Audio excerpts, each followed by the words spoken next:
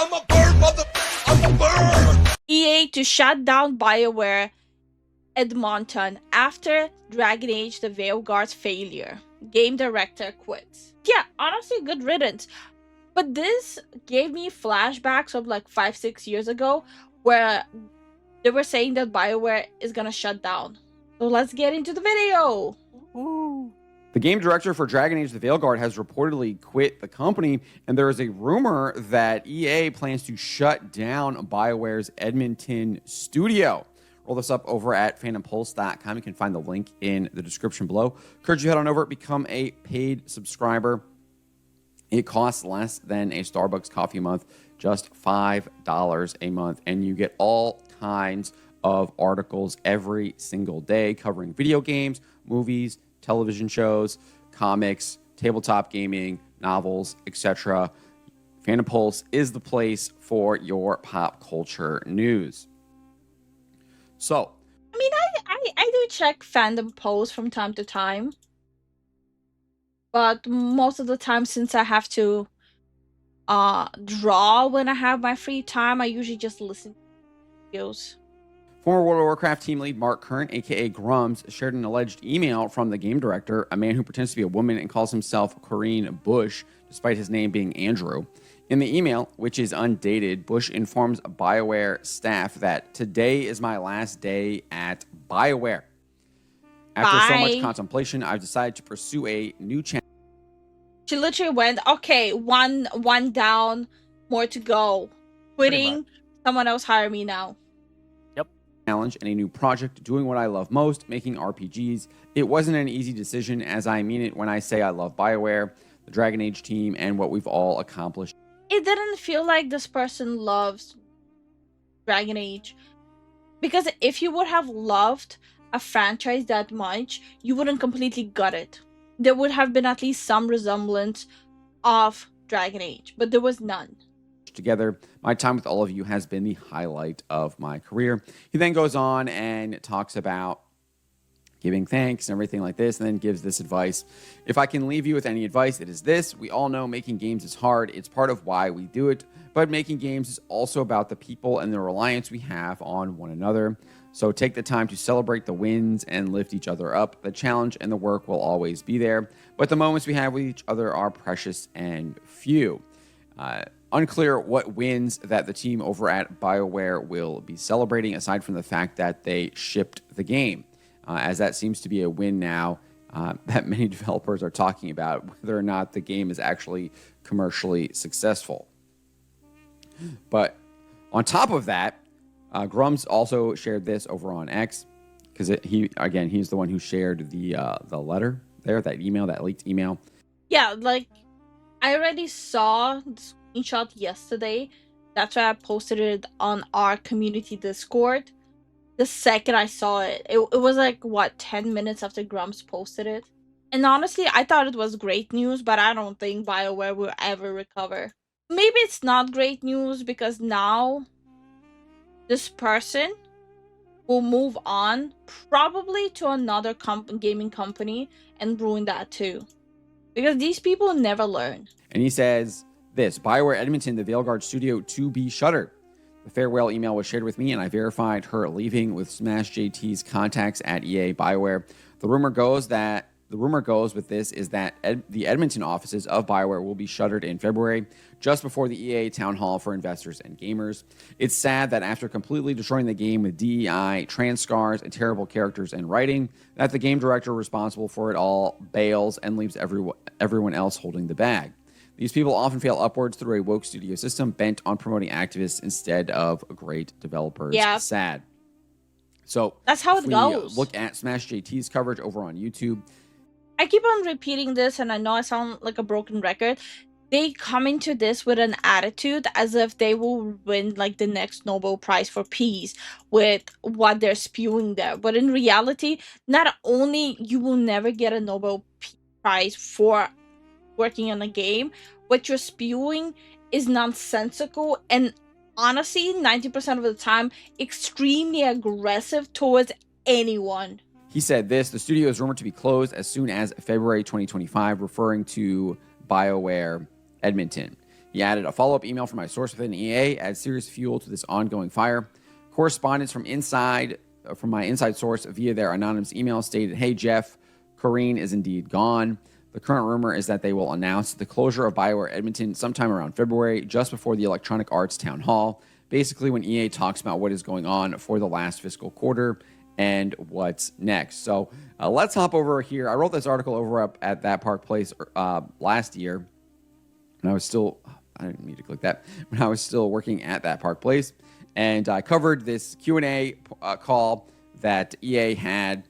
It was like, I forget what year it was their Q2 2025 earnings conference call that they had. An EA CEO, Andrew Wilson, was asked by a Raymond James Financial Group analyst, Andrew Merrick.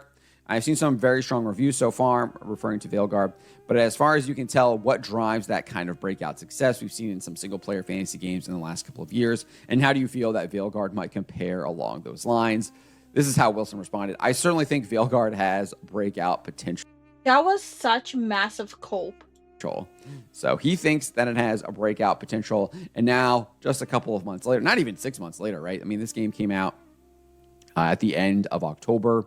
And all I'm thinking about, like, when Dragon Age Veilguard dropped, and people were posting, like, screenshots of, like, people playing it and buying it, how they kept on saying, you see, chuds and bigots, we won. People are playing it.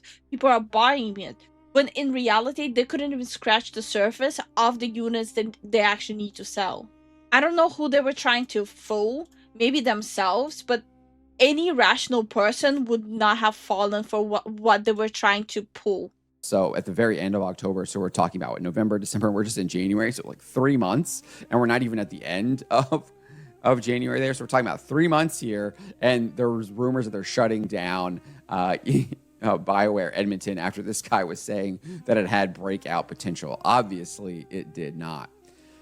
Getting back over here, though, Bush's departure does come following longtime BioWare writer Sylvia Fekete leaving the company after 15 years. She announced her departure on Blue Sky, saying, hey, everyone, sorry I've been quiet on here. Was busy with a big decision, namely deciding to leave BioWare. I'll really miss working with everyone there. But after 15 years, it just feels like a good time for a break. So we were already seeing people kind of jump the ship earlier, or I guess back in December. So one thing that I'm not gonna endorse, I did see a lot of people like posting and tweeting it with like some nasty words. I will obviously not endorse that. But I will stand by my statement of this person absolutely does not belong in the gaming industry. Maybe in the past, yes, but not anymore. It happens. Sometimes it happens. Sometimes people lose their own touch with reality. Sometimes people just fall off and they don't understand their own audience. They don't understand the customers. It happens in every single industry. But when you start digging your heels, when the whole customer base is telling you you're making stupid decisions, maybe you should at least a little bit reflect on it.